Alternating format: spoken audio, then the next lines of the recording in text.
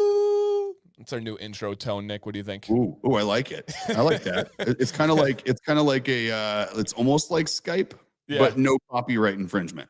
that is so true. And we may even talk about Skype today. So that was kind of a perfect little segue I into the do. stream. Yeah, I like it. And I want to say personally, welcome everybody. This is the Dr. Nick's Amazing Man Stuff YouTube channel. This stream in particular is episode 33 in a row of the Doctor's Orders. My name is Dan C. Bearded. I host this show, and I love being able to show what's going on with this company and the people behind it. And speaking of someone behind it, over here to my whatever side it is to you guys is Nick, and this is Mr. Phelps himself, the doctor of time and space. Nick, how are you doing on this Tuesday? Dude, doing good, guys. I'm doing great. It's been a good week so far. It cooled off a little this week. You gave us a little hint of summer last week. It was kind of like teasing us. Now it's cold again, but we got some good music playing. We're inside, and we're here today to talk about one of my favorite topics that isn't beard care, which is cybersecurity. So it's always a fun day when I get to talk about something that I love and hopefully benefit people in the process and help keep people safe. So Exactly. that's what we're doing. Saving beards. We're saving digital footprints. We're securing people's digital lives and physical faces. Yes. That's what we do here. And I'm excited to kind of set that up and talk to you guys and kind of guide Nick through this and really lean into his experiences and his expertise. And I do mean expertise. And Jill, the wife, the co-owner of the company, says, I like the new stream intro. Hey, Jill, here's a little fun fact. Nobody even knew that was coming until the second it dropped. That was the cool part. You never know what's going on here. Hot off the press. It's like this show's like, it's half valuable information. It's half improv. Yeah. It really is. It really is. And it's maybe about 3/4 improv. Yeah. And improv is important to have the timing, the chemistry, the cues back and forth that most people don't even pick up on. And I think we would have fun with that. Maybe, I don't even know if it's like a live stream thing, but like I could see us go into like an improv open mic and just you and me just riffing back and forth. Oh, dude, that'd be awesome. There's like probably a list of like 5 people in the world that I would ever entertain doing that with. And you're definitely right at the top of that list. Oh, I feel like we have like that, even if it's over camera, we have the mind meld going on. Well, we've done it like 3 times just this week. We haven't even talked. It's been a busy week and we haven't talked that much, but like 3 times, like one time we were texting back and forth and then switched to a completely different subject. And as we were texting, he has Android, I have iPhone, so we don't even like see like the texting. His message came through as my message was going to him, and it was the same thing. It was so freaky. Same text, and it was like we were switching topics too, like you were saying. It wasn't even like we were agreeing on something we were talking about. It was like both of us going, "Okay, well that's cool. Let's talk about this real quick," and we sent the exact same text at the same time. And all we said was, we did it again. Yep. Did it again. Did it again. Here's G Squared. He said, Dan, Nick, both of you have such long mustaches. Where do you define where the hair is truly mustache hair and beard hair? So I'll give my shot at it first, G Squared. So for me, it's the corner of your mouth. So if you find the corner of your mouth, anything that's kind of above that is going to be a mustache hair. When you kind of pull it and you're moving your lips on there, that would be the mustache hair for me. It depends on where the base is. So we both have, Nick is much longer than mine. But when you grow it out and it's growing from that base, even though it blends into our beards, both of us, Nick has a little bit more color differentiation than I do, but I do have a little bit different color. But even when it blends into the beard, I still consider that the mustache. Yeah, I do too. And what's weird is if I comb mine into my beard and I go like this, it like totally blends in almost. Same. But then like if you grab it and you pull it and put it in front, then it shows up as being like totally different. Yep. But I kind of have the same thing there, G Squared. I'm like, I kind of grab right here and I look at the corner of the lip. And for me, like that's mustache. Yep. Nope. I agree. And it gets muddied because if you go down too far, then what you get is like the top kind of quilt of the beard and you get hard to see. You get like these little wispies. Oh, yeah. You don't want those in the mustache if you're combing it out. I was just going to say, I don't like those, but I like blending them in. And the other benefit of blending it in is they don't have to be perfect. They don't have to be symmetrical. They don't have to be pretty. They just blend into the beard. Now, if I did more styled mustache stuff, I think I might be a little bit more of a stickler on that. Right. Like if I was doing more out to the side stuff, I'd probably take it and figure out, what I wanted to keep and what I didn't, because you wouldn't want like one hair coming up to curl around, which I don't know. It sounds like fun. Absolutely. Absolutely. And Chris, thank you so much for noticing, man. I hope if you guys haven't, you will check out the new content on the YouTube channel. There have been 4 new videos in the last week, just the last week alone. Yeah. And Chris has been loving the new content on the channel. They've been answering questions I've had but haven't asked. And the goal of these videos, and so this is the Doctor's Orders live stream. That series of videos is the doctor's directions. And the reason or the thought process behind that series is giving relevant beard topics, but are specifically related to Dr. Nick's Amazing Man stuff. So for example, on the homepage, you guys can see it. There's a new video that pops up right when you go to the Dr. Nick's Amazing Man stuff page. It is Nick's video where he's demonstrating and explaining the beard balm stick. Mm-hmm. That is a very relevant beard topics, but it's also extremely specific to Dr. Nick's because, to my knowledge, they're the only ones that have those application device for a beard balm. And then I have videos about the childproof tops. I have videos about essential oils, unscented butter. All of those are beard general, but are very, very specific to Dr. Nick's. And so that's why the name is Doctor's Directions. And I really am loving it. And I've got a bunch more ideas. Nick has a bunch that he's got filmed, ready to edit, ready to get going. So thank you for saying that. They've been going really well. Nick's video is actually crushing it right now on the views, the watch time, the comments, and I'm so happy to see it. And to that point, I feel like just again, we could do, I think what a lot of other people do, which is get a little grabby with the YouTube traffic. Like it could have been how to apply beard balm could have been the title, right? Agreed. And then everyone in the world would be like, oh, how do I apply beard balm? And they go and look and they find us, which is great marketing. We're going to save that kind of stuff because we do want to do some of that, right? To grow the audience. Bigger reach. I think that's going to be like YouTube shorts, and that's going to be like Instagram videos, like reels, right? It'll be like how to apply beard balm. And then it'll be how to apply our beard balm, right? Yep. And then it'll talk about why it's better than having it in a tin. So that'll be like the new audience kind of grabbing stuff. And this is to really nurture and take care of everyone who's already here or people that are new and they have questions about how to use our products or how I use our products, that kind of stuff. Yep. And it's about being genuine where, of course, everybody wants to grow this company. Everyone in the chat right now wants to grow this company, but we also want to make sure that the value is getting out there correctly, that it is not just some kind of just free for all and doing that. And I think this is striking that perfect chord. Will new people find these specific videos? For sure. Absolutely. I'm really good at the tags and the back end stuff. But again, it's very specific to this company. And I know that we're both very proud of that content that's coming out. And so, it's been fun. Yeah, it's so fun. And the comments are going crazy. We have 20, 30 comments on some videos already. And I love that feedback. And I answer them, but I'll give feedback to Nick and Jill and share all that stuff. And they're always checking and getting involved too. Super cool. And G Squared said, OMG, the childproof topper video, you guys changed my perspective completely. Let's go. And he said, to be fair, not just for Dr. Nick. So thank you. I was absolutely tightening too much, and I didn't know that. Almost all of us men do that. We're like, oh yeah, you're always gonna manhand everything. It's like, it's tight yet? Ugh. Yep. Yeah, I'm a habitual over tightener of everything. By the way, like I have more torque wrenches in my toolbox than just about anybody you'd know. Because when I'm working on a car, like once I get into it, I am literally a habitual over tightener. I am the breaker of plastic screws, wall anchors, or anything that's crappy wood that I'm putting a wood screw into. So not uncommon, G Squared. Yep. And I love video. That's the exact purpose of this, is to share some perspective. Another thing is, Nick, if you have that there, that bottle, if you set that down on the table and you try to turn it, it's not going to work well. But if you pick it up and you have it in your hand and you are turning both hands in the opposite directions, it literally doesn't cross my mind, right? And I know people mention arthritis and people mention other things. It's as smooth as butter. It's as smooth as Dr. Nick's butter. Like there's no resistance to it. It doesn't take strength. And something to keep in mind with the over tightening, you really don't need to on these because you know the little dropper that's here in the top.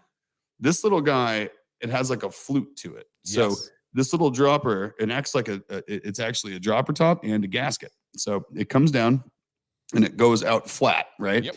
And so when that rubber touches the top of the glass, that's your seal. So like it literally is, and this is a great way to tell you if you're over tightening. If you're tightening by the collar, right, you can definitely over tighten this, right?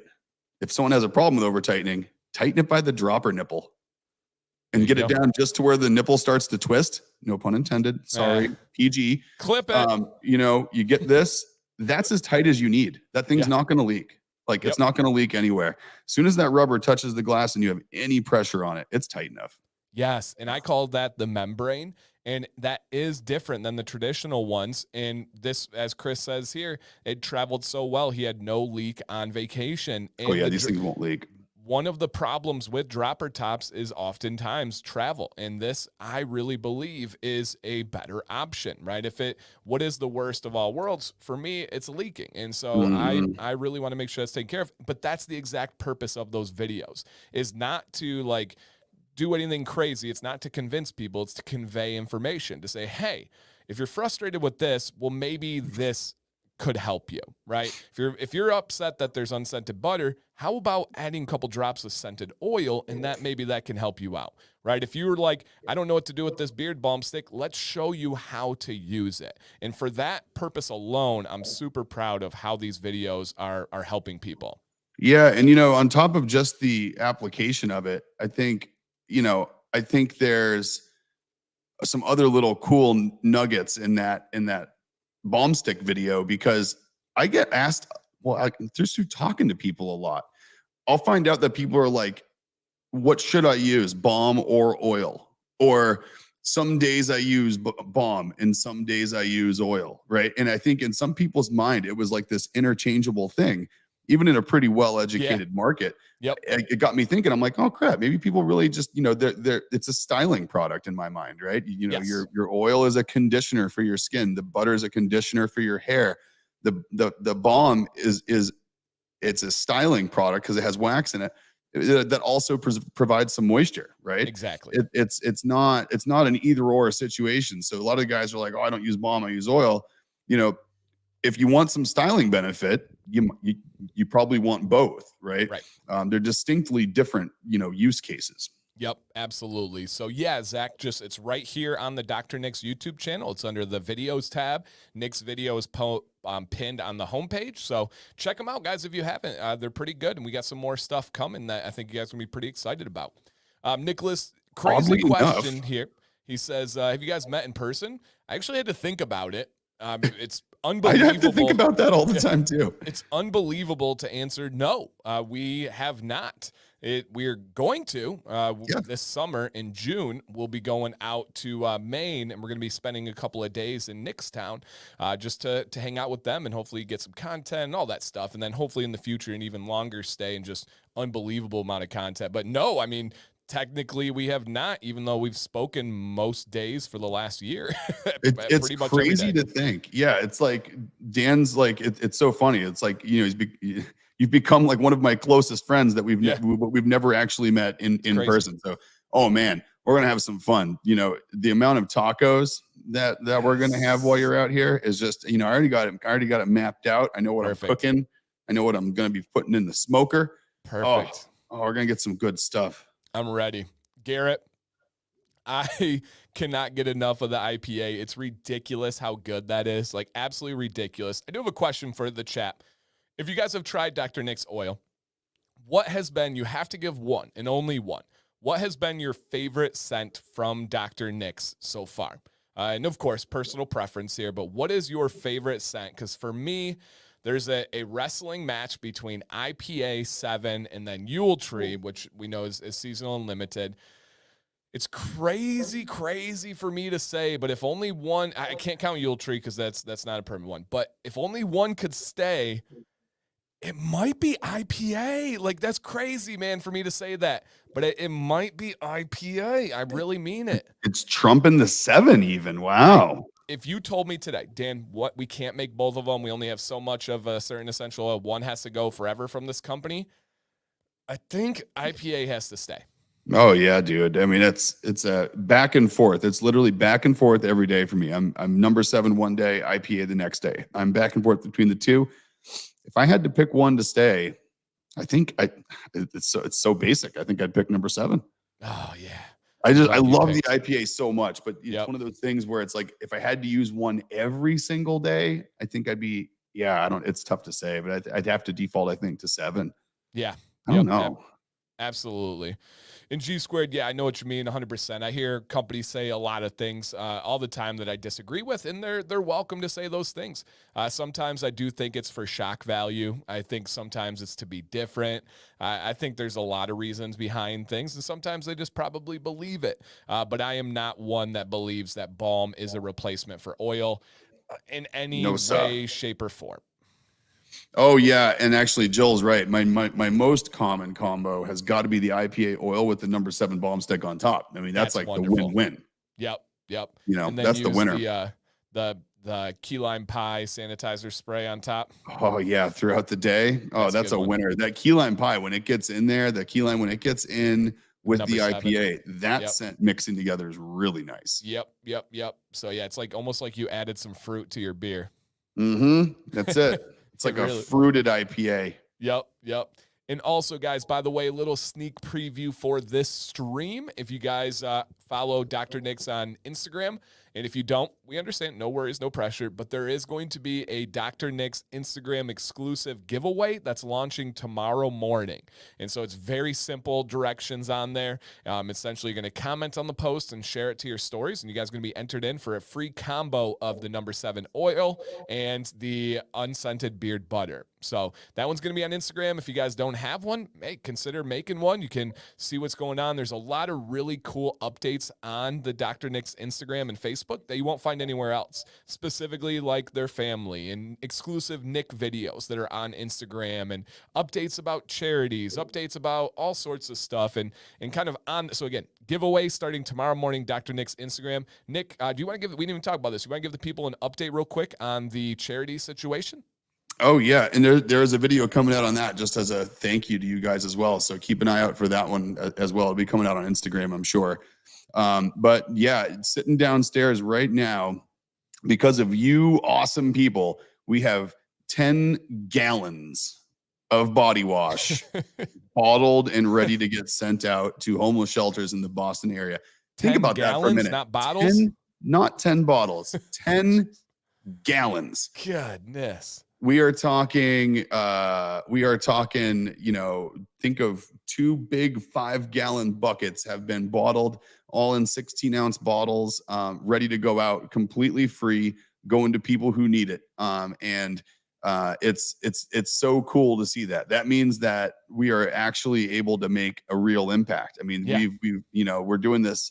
We've now made it to where it's a once a quarter delivery to them. And we think we're actually getting to the point where we're now going to need to bring on a second charity to be able to spread the body wash donations around them. Yeah, because they're going to have too much. And we've literally taken care of them so well that they're going to be like, you know, they're going to tell us like, hey, we got like a 6-month supply right now. And so we're going to bring on another charity. We're looking at another shelter. There's also a food bank that's expressed interest down in Boston that helps people with groceries for the weekends. They do it on Fridays. And people come in and they stand in line. There's lots of containers sitting around that different food grocery stores donate, and they disseminate all that food to everybody.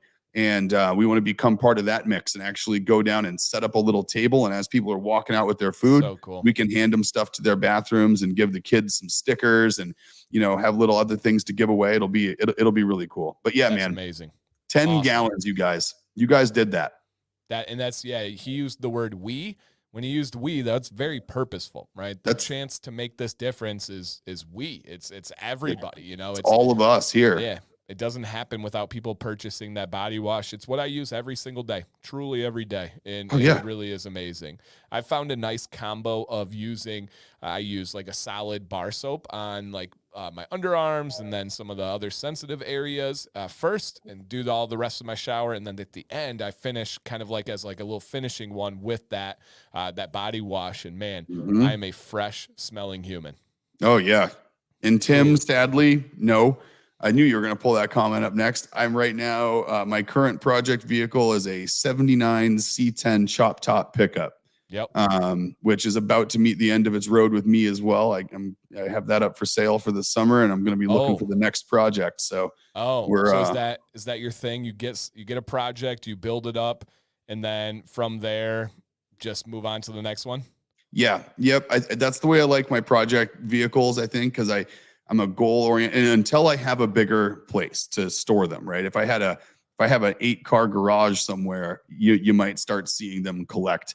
But I like to do what I want to things and get them to where I want, enjoy them for a couple of years, and then pass it on to someone else and grab a new project. Because honestly, it's one of those weird things where the cars for me are more of they're less utility and more of a it's a hobby, it's a project, right? And so once I get to the end of the road of things that I'm comfortable doing or things that I think it's done and that it's in the state that it should be, at that point for me, it's like if I don't have a place to store that and move something else in, I get bored and I want something else to work on.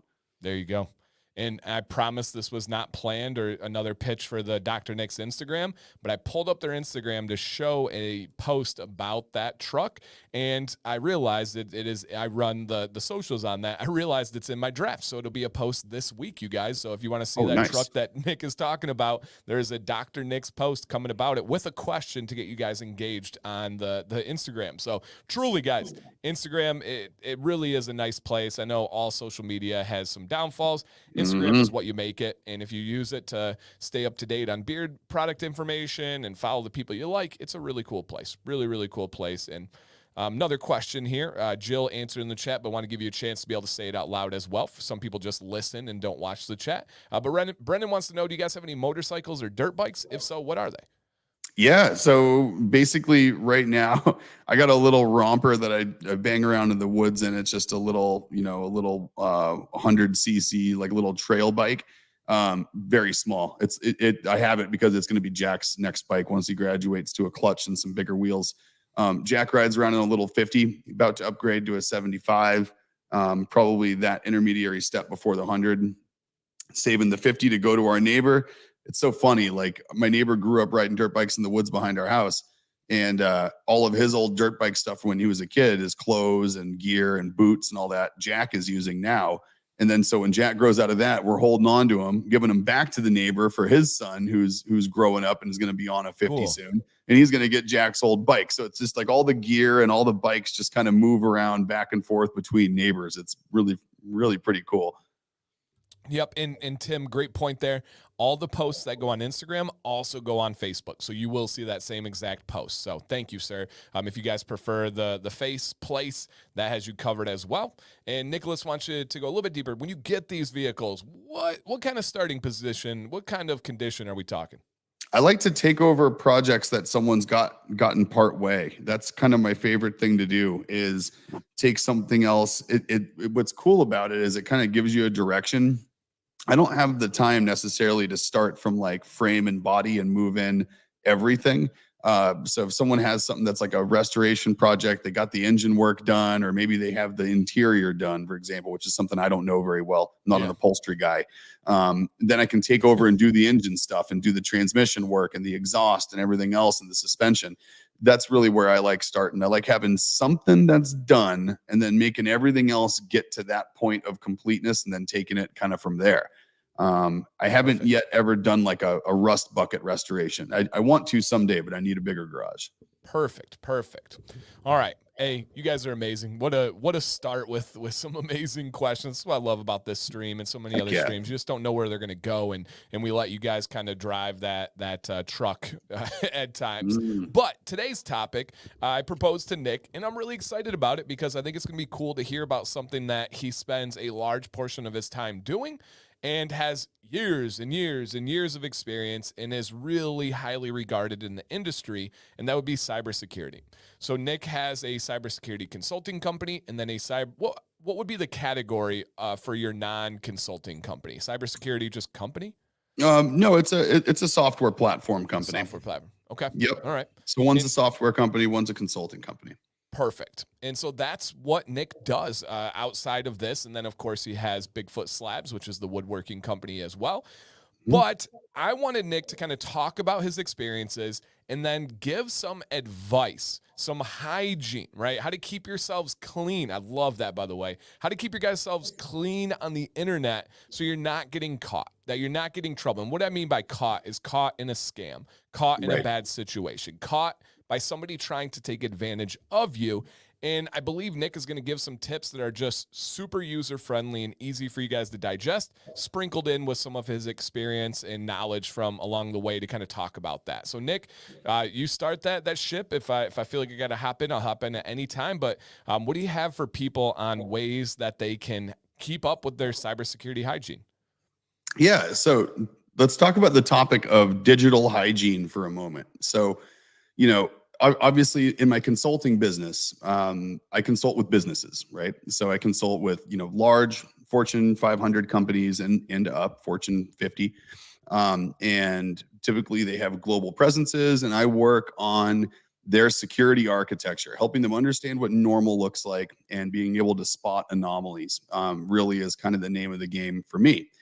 And then in doing that, the most common way right now that a company is compromised and breached with ransomware or anything else typically isn't what people think, right? People have this idea in their mind because of the movies that there's like these crazy animated consoles in a dark room with all this stuff flying through and people grabbing access to things. It's just not the way it works. The most common point of entry for any business is people. And people fall victim to scams, and they fall victim to phishing attempts and all these other things that we'll talk about that eventually make that person an internal attacker to the business. And so because of that, being as humans are the most vulnerable target for an enterprise.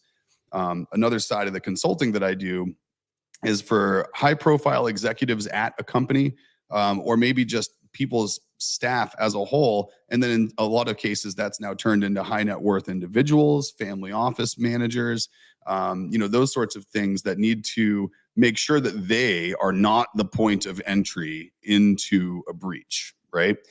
And so that's kind of what we're here to talk about today, right? We're not here to talk about what you probably here would be boring, which is enterprise, network security for a business. But what do I do to help secure people? And what I do there is I've created a bunch of course material over the years, and I deliver lots of trainings sitting right here in this room, looking at this camera on this topic. And that topic is digital hygiene. And what I like to kind of compare it to is physical hygiene, right? People think because maybe they go and they turn on two-factor authentication on a bank account, or maybe they have a good password for a couple of things that they use and they put it on all their accounts. Just like taking one good shower doesn't make you a person who has good hygiene, right? Taking a good shower every morning and having a good nighttime routine, brushing your teeth, flossing your teeth, taking care of things. That's good physical hygiene, right? It's a habit. It's a ritual. It's something that you know about, and you know why you do it, and you know what the outcome is, right? You use soap, you don't stink. You use good beard wash, you don't have dry, itchy beard if you use good beard products, right? So just like taking care of your beard one day doesn't give you a healthy beard. It's an ongoing process. Digital hygiene is no different.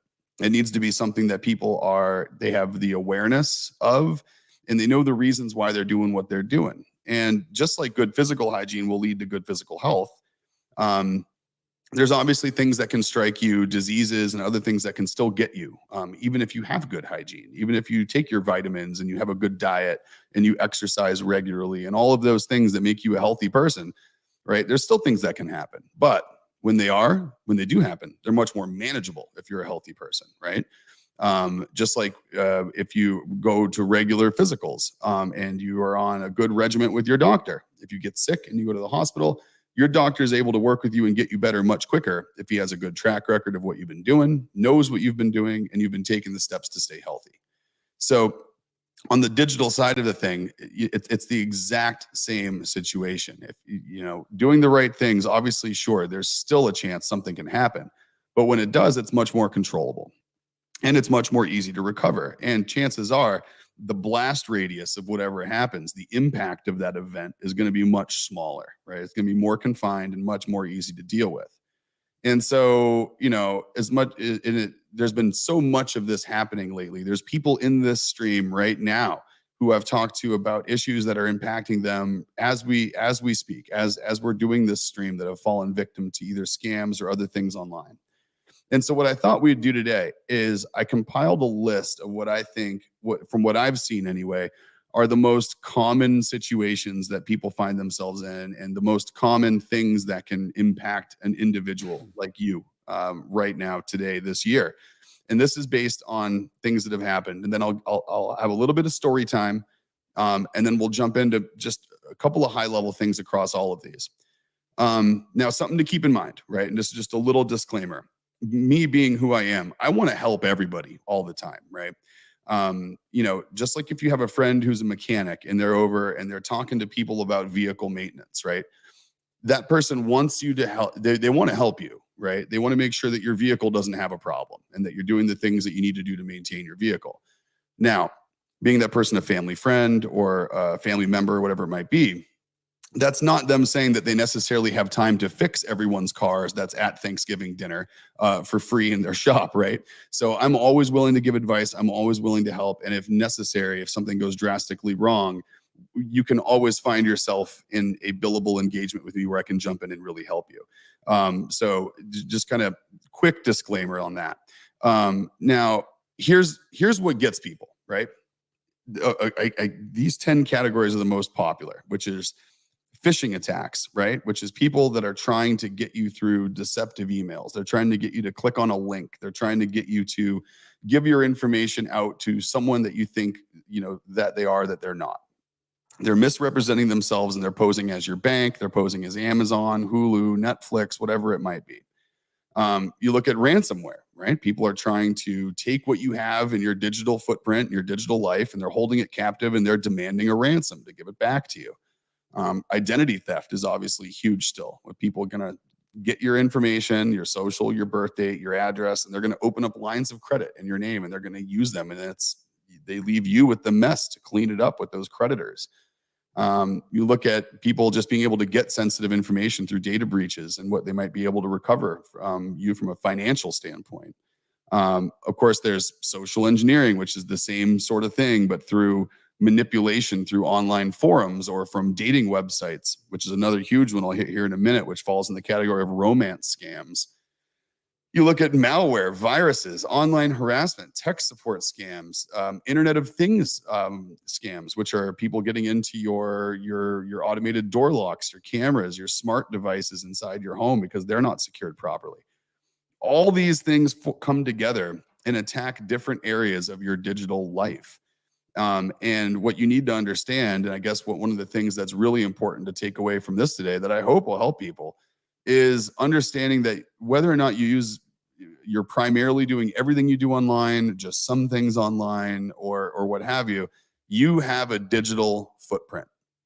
You create a digital footprint anytime you do anything online. Anytime you share information, you submit your credit card to an online retailer, any of those things are part of your digital footprint.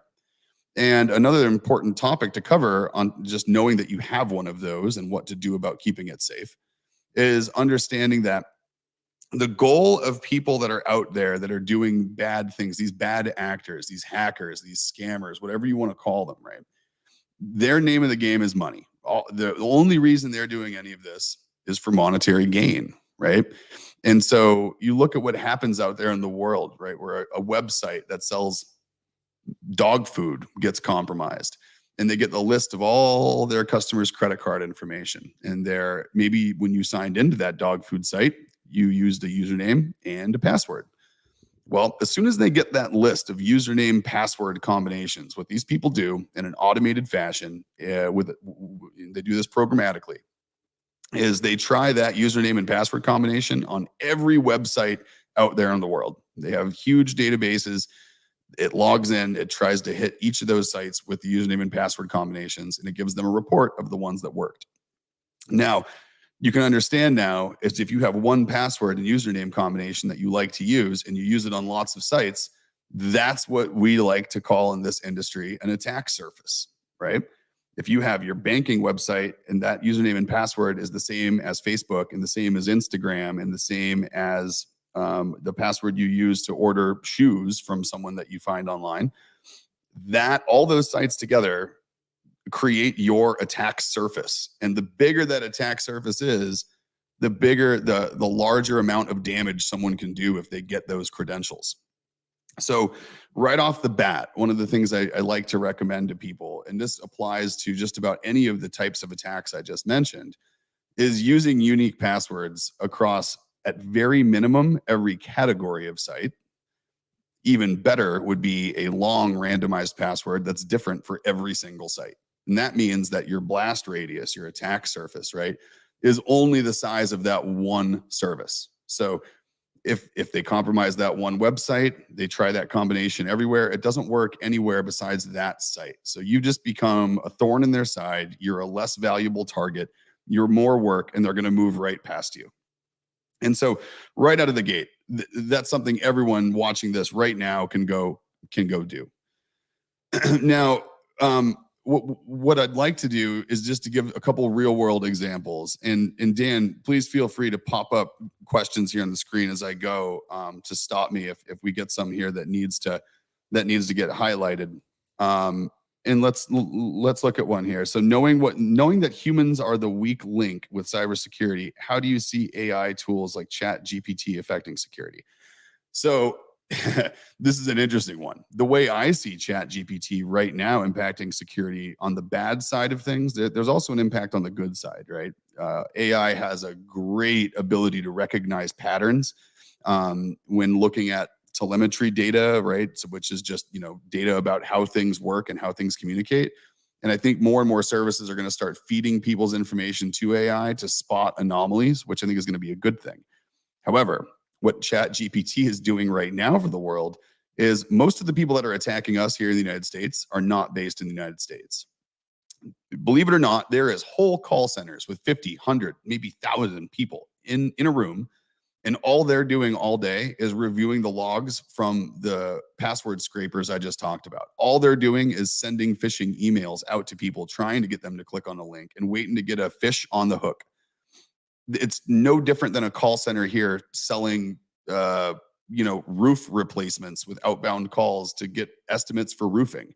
Think of that kind of call center in some third world country, and their main focus is stealing your identity, your credit card information, your usernames, your passwords, and extorting you for money. They go to work every day just like we do, and they have lunch every day and sit around and talk about the people that they were able to compromise, just like we talk about what we do at work. It's a whole industry. And so what ChatGPT is doing for those people right now is enabling them to sound like English is their first language. You can literally have ChatGPT produce you phishing emails by saying, hey, I sell this product. I do customer service for this company. Please write me an email that I can send to someone to nicely ask them to reset their password. And it will generate you that email in perfect English. Whereas before, these things were pretty easy to spot, because it'd be broken English, it'd be bad verbiage, it would be poor punctuation, capitals missing, things like that. So they're able to disguise themselves much better now because of ChatGPT, and it's happening everywhere. I spot them all the time.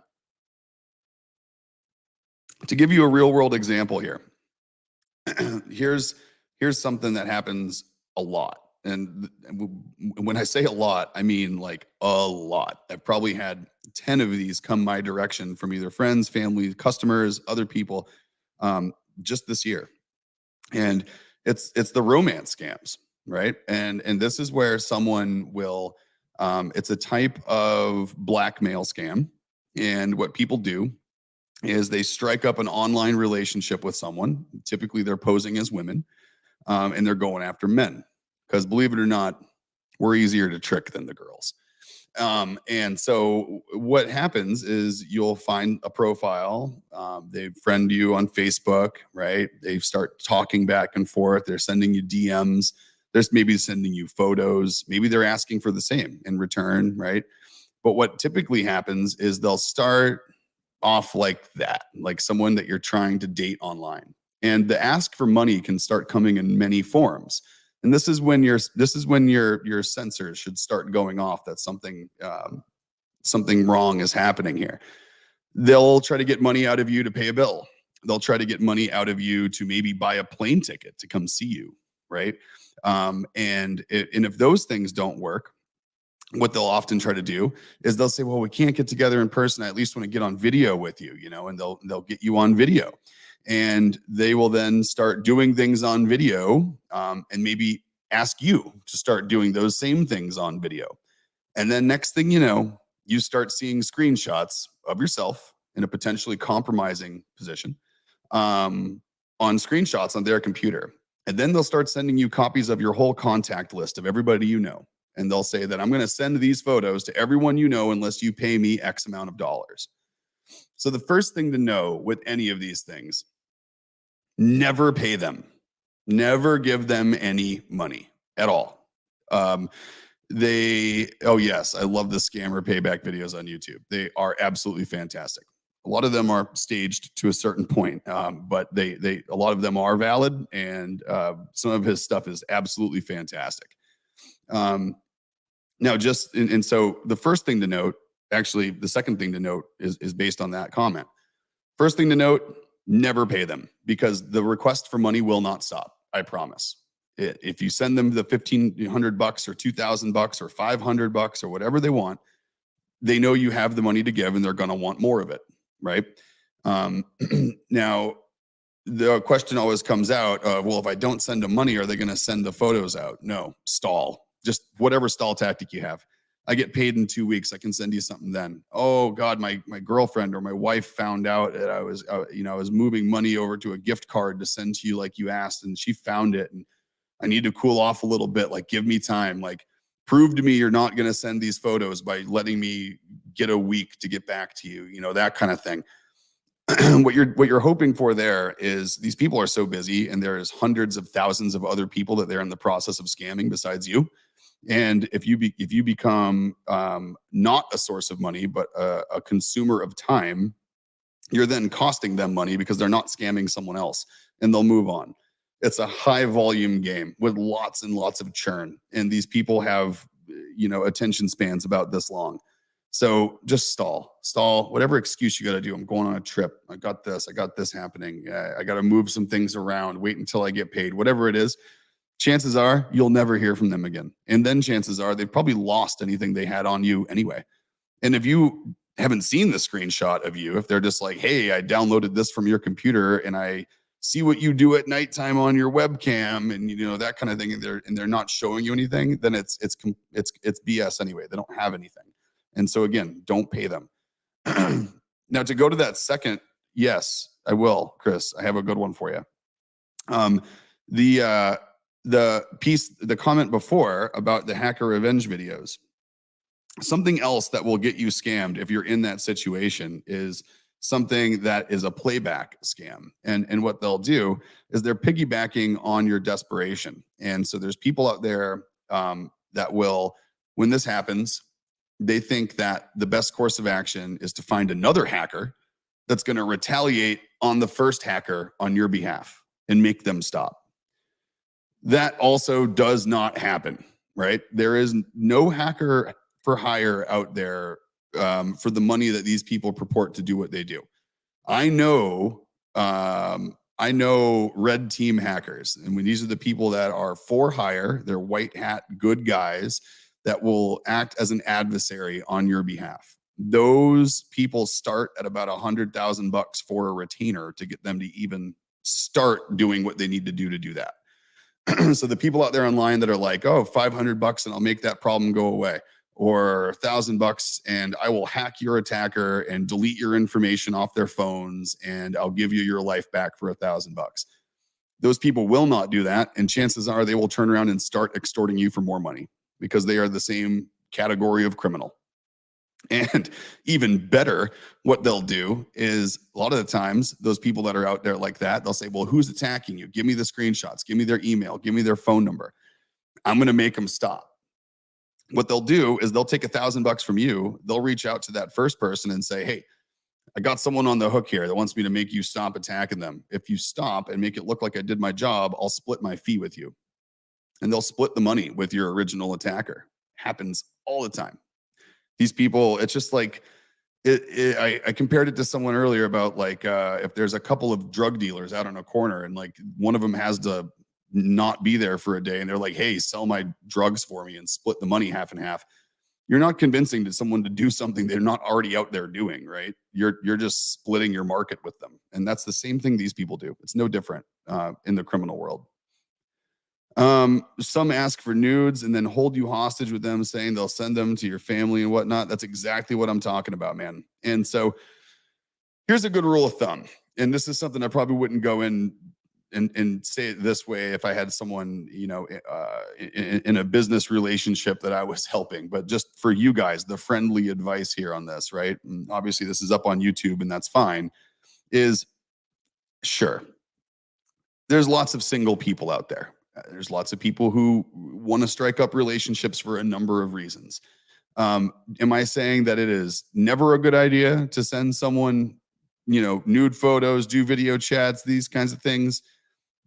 90% of the time, I'm saying, yes, that's a terrible idea because there's digital evidence of that. And unless you are comfortable with anything that you send to someone ending up on the public internet, do not send it, is my rule of thumb personally.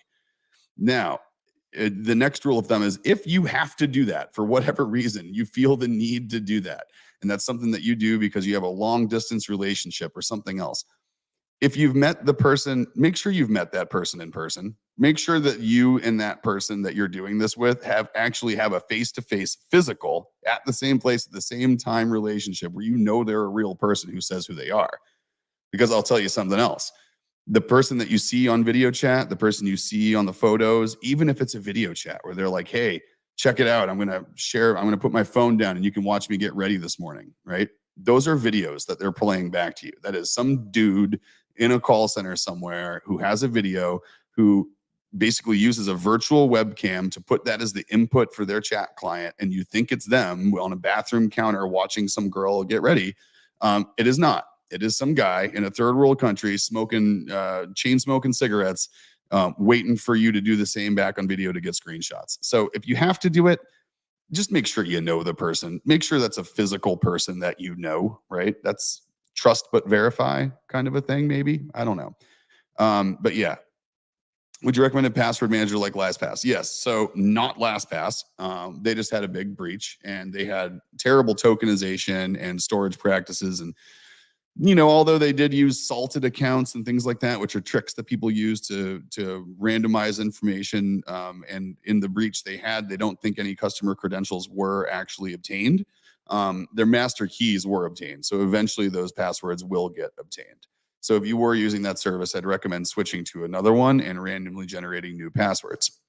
One that I can speak to because I know how they store things on the back end and I know how their process works. And I know that even if they were compromised, no credentials would be able to be obtained, is 1Password. So that it's the number 1 and then password. So 1Password is a great service and it works on your phone, Android, iPhone, works on your computer, Mac or PC. And it will let you, not only will it generate you random passwords that you can then store and use, long randomized ones. It'll also audit your passwords and find if anything's been exposed on password lists on the dark web, which is really useful to see if the username and password combo you have stored for an account actually is out there on a public forum. Because what these people do, by the way, I mean, the cybercrime world is a nasty place. When these people compromise a website and they get a big list of usernames and passwords, they'll actually publish that list of username and passwords out to the forum once they're done using it. So just to benefit other criminals who might want to also use your information. So another piece is turn on two-factor authentication on all those accounts that you can. If you ever get the option to turn on two-factor where it wants to send you a text code or it wants you to use an authenticator app like Google Authenticator with a little series of numbers that refreshes every 60 seconds, always do that. Your banking websites, anything else that's critical to you that makes it so your life would continue normally if it stays safe, and it would have a drastic impact if it was compromised. Definitely use two-factor authentication everywhere humanly possible. It's very, very important. Do you recommend MAC address filtering for a home network that someone who continually doesn't practice good cybersecurity hygiene has access on? So what I would do for that person is I would isolate them to another network. No, I wouldn't do any MAC filtering. What I would do I would have them connect to a guest network. So, if someone has terrible cybersecurity hygiene and you don't want them downloading a piece of malware that's then going to infect you, i.e. your kids, other people who don't believe anything bad's ever going to happen to them, whatever it might be, either have a separate wireless network that person connects to and change the passwords of your main network that has like your internet or your TV and your smart devices and your locks and your smart controls and home automation stuff, and your computer. Keep all that on one. And what I typically do is have a guest network. So anyone that falls into that category, I have them connect there, which makes it so they can get out to the internet, but they can't see anything else on your home network. And I think that's pretty important as well. So Chris, as most people in the chat know, is a bit of a technologist as well and works in the field. So good question, but I think maintaining those MAC address lists is cumbersome, and I don't think it'll actually really get you what you want, because unless you put on some kind of VLAN isolation or something like that, they're still going to see other computers, right? And the computer there is what you worry about. LifeLock. Do I recommend LifeLock? So, I guess yes and no. I think you can do what LifeLock does for you for free. All they're really doing beyond credit monitoring is they're putting fraud alerts on all your credit files. That's their secret sauce, by the way. The guy from LifeLock did like this crazy ad campaign and this marketing stunt where he put billboards all over the whole country with his full name, social security number, and birth date on the billboards. And they were his real birth date and social, just to prove how effective their service is. But all they're doing is, and you can do this, you can contact TransUnion, Equifax, Experian, the 3 credit bureaus, and you could say, lock my credit file. And what happens there is you can't apply, and no one else can apply for new credit, and even run a credit check. No hard inquiries can be approved unless they know your PIN or unless you pre-authorize them with the credit bureau. And that's all LifeLock is doing. And they charge you a monthly fee to do it. So if you want that kind of benefit and you want to make sure you're protected that way, just go do it yourself. Throw fraud alerts on all your credit files, and no one will be able to open new credit or run credit checks against you. And no, Dashlane's a good one. Dashlane's still a good one. 1Password's also a good one. I just like the interface and the integrations that 1Password has better, and it makes it easier for auto entries. On a Mac, Dashlane, I think, is actually about on par, but on the PC and Android world, the integrations aren't as good. But it's still a great service. And the point of these, again, you're not going to remember 20 different 14-character long passwords, right? Chances are, and this is my rule of thumb, if you can remember a password, it's a bad password. Unless you're, really good at pattern recognition and you're good at recognizing random things and can remember them. If it's a name, if it's anything you can spell, it's vulnerable to dictionary attacks, and they will brute force that password by guessing programmatically, and they will gain entry. Any particular router brand you recommend or to stay away from in VPN services? So I think the line of Ubiquiti devices for home networks especially has gotten really good. I really like Ubiquiti stuff. I think it's awesome. Their mesh wireless networking is really, really good, secure. I've been unable to hack their wireless protocols, even sniffing, man-in-the-middle attacks. They're really good at finding it and blocking it, which is great. I've definitely vulnerability tested my own quite a bit. And for VPN services, sure, as far as protecting what you're doing, if you're doing things that you don't want, that might not be what you should be doing, VPNs are great. As far as them protecting your identity, your data in transit to a website is not the problem. Your data, once it gets to the website and then that website being compromised, that's the problem. That's where it gets nasty. That was a lot all at once, I know, but it's a big topic. Yeah, absolutely. And so we only have about 4 minutes left here right now. Are there any kind of finishing touches, finishing bits of advice that you have for your normal user at home that today, moving forward, they can implement to put themselves in a safer position online? Absolutely. So like I mentioned, randomized passwords. Different passwords for every account that is a high value account, and anything that can have a big impact like social media. Different passwords for each one of them. Is something like Google password, is that acceptable? Is that okay? Where it Sure, suggests it that's a and then great saves place it? to start. Okay. That's a great place to start. It's fine. It's not going to give you some of the added benefit, but as far as basic password management and being able to use some randomly generated passwords, it's better than using your ex-girlfriend's name and your birth date for every password. 1000%. Perfect. Now, something else you can do is, again, awareness, right? The biggest way in right now that people are going to get ransomware attacked, or they're going to get malware, they're going to get spyware, keyloggers, things that can then know your secrets without you knowing it, is phishing, right? People are sending out these emails to look like something else. Yeah. Now, what you want to avoid and what you really want to be vigilant for, and this is huge, and this is going to stop 90% of the threat that everyone's facing right now just by doing this. This is the value at the end of the video, Dan. And that is, be vigilant when reading your emails. So first of all, make sure that your phone and your desktop clients are set to never preview any image, video, or PDF file that comes into your email. No previews. That counts as opening the file, and you are downloading a local copy even through your web client when you do that. Wow. Now, the next thing to note is pay attention to the email address that things in your inbox come from. Yes. And what I mean by that is, it could say, and they've gotten really good. I've gotten some recently that I was like, ooh, crap. If I really wasn't on top of my game, this one would have got me. Because they'll say security or support at Microsoft dot. And then Microsoft is a long enough name that in your preview of the sender, it cuts off at the end of that, right? So it looks like support at Microsoft.com. But what you'll see is it's support at Microsoft.com.mx.079 something, right?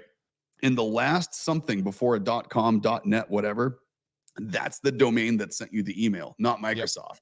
Like, I could go in right now and create subdomains for Dr. Nix that say support at Microsoft.com.outbox.customeroutreach.drnix.com.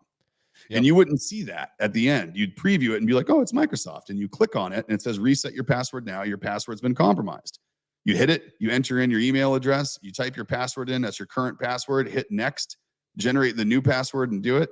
Within seconds, someone has used that information, logged into your account, changed your password, locked you out, and is now in the process of stealing all your information from everywhere else you use that combo. Yep. And you guys can see the email by just simply hovering your mouse over the email, and it will pop up and show you. You don't even have to click anything. If you guys are worried about clicking stuff, literally just hover your mouse over the email. It'll bring up a box and it'll show you the full email. And me, as someone who has my email address on YouTube, I get these usually in the form of someone faking a company that's reaching out to me. And you're right. They've gotten so good. Like, my email will like generate like a little image next to the email. Like, sometimes it's just the initials of the company, and they're good, man. They're real good. And then the same for text messages, right? You get the UPS is waiting for your package. Please click this to find out where you can pick it up and stuff. It's just, I just don't trust anything. Even like subscribers and friends that send me like links, I'm like, sorry, man, I just have a policy of not clicking. Can you tell me where I can go find it? And then I go search it myself. That's a really good call. And another thing that is, if anyone ever, and this is the last little piece here, I know we got a minute, is that if someone ever requests financial information from you over email, just know that no reputable vendor will ever want you to submit payment information through email. Yep. And then if you ever do get something that's trying to get you to click on a link to enter your payment information because of a card expiring or something like that, call that company and get them to verify that they need it and give them that information over the phone. And when you call that company, do not use the contact information in the email. If it comes from American Express and it has a phone number, Google American Express billing support. Google that, find their result, call that number to validate what you're talking about. So again, validate everything, look into it. Like, just know that if the internet was a neighborhood, you would drive through it with your doors locked and your windows up looking forward. It's that kind of neighborhood. And so if you're in that kind of neighborhood and someone comes up and knocks on your window at a stoplight, are you just going to open your door and let them start talking to you? Probably not. treat your interactions online the same way. Just stay safe, be vigilant, have good passwords, use 2-factor, read your emails, check who it comes from, validate everything, trust no one that you don't actually physically know. And that's going to help keep you much safer than most. In a month or two, guys, we might have to have a part 2 that's going to be kind of driven by your guys' questions, because I feel like you guys could have 100 questions for Nick on this stuff and he'll have the answers. It's like when people ask me beard stuff and it's just like I can just talk off the top, and I know it's the same for Nick there. So man, Nick, thank you. I picked up some stuff. I hope you guys did as well. Again, couple reminders: Instagram giveaway campaign starting tomorrow on the Dr. Nick's platform. Some more YouTube videos. Also, guys, we are up to 461 subscribers on this channel.